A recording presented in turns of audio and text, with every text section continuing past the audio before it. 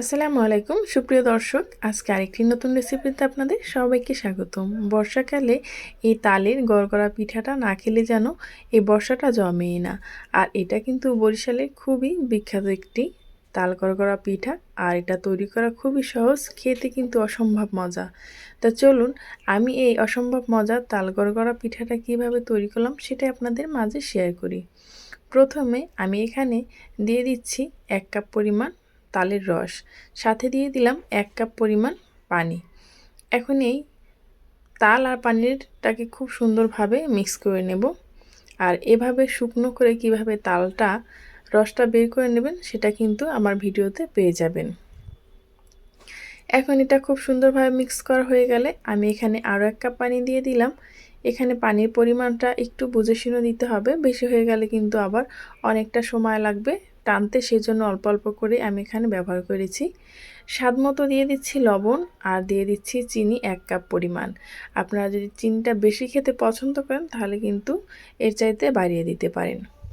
1 cup তালে আমি 1 cup চিনি ব্যবহার করেছি আর এখানে ব্যবহার করলাম 1.5 কাপ পরিমাণ চালের গুঁড়ো। এখন এই সবগুলো উপকরণ একসাথে ভালোভাবে মিক্স করে নেব। আর চালের গুঁড়োটা যেন খুব সুন্দরভাবে সেদ্ধ হয় সেজন্য কিন্তু এটাকে আমি ভালোভাবে নেড়েচেড়ে মিশিয়ে নিচ্ছি। এখন একটু পাতলা অবস্থায় আছে, এটাকে আমি ঢেকে রেখে দেব, তাতে করে খুব সুন্দরভাবে কিন্তু এটা সেদ্ধ হয়ে যাবে। এখন আমি এটাকে ঢেকে রেস্টে রেখে দেব 10 থেকে 12 মিনিটের জন্য। দেখুন 10 থেকে 12 মিনিট পর এটা কিন্তু খুব সুন্দরভাবে সেদ্ধ হয়ে গেছে এবং পানিটাও কিন্তু খুব সুন্দরভাবে টেনে গেছে। এখন এটাকে ভালোভাবে আমি একটু নেড়েচেড়ে মিশিয়ে নিচ্ছি, তারপর আবারও আমি ঢাকনা দিয়ে ঢেকে রেখে দেব।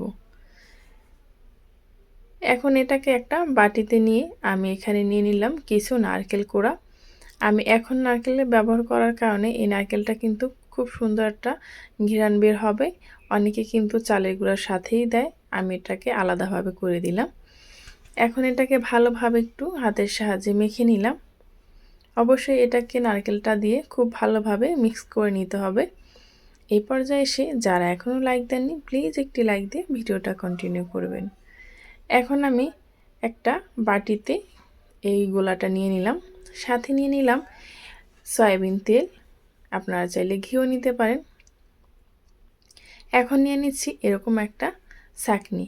আপনারা যারা দেশ গ্রামে থাকেন তারা কিন্তু কলা গাছের যে খোলটা থাকে সেটাও কিন্তু কেটে নিতে পারেন। যারা শহর অঞ্চলে থাকেন তারা কিন্তু এরকম চালনি দিয়ে বানিয়ে নিতে পারেন।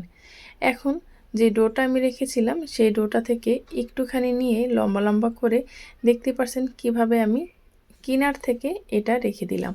হালকা একটু চাপ দিয়ে ঘুরিয়ে নিলেই কিন্তু এরকম সুন্দর একটা ডিজাইন তৈরি হয়ে যায়। আবারও কিন্তু আমি এভাবে করে অল্প অল্প ডো নিয়ে এই কাজটা করব। আপনারা চাইলে এভাবে করে সবগুলো একসাথে করে তারপর এভাবে চালনিতে হালকা করে চাপ দিয়ে নিতে পারেন। আমি একটা তৈরি করছি আর একটা এভাবে করে চালনিতে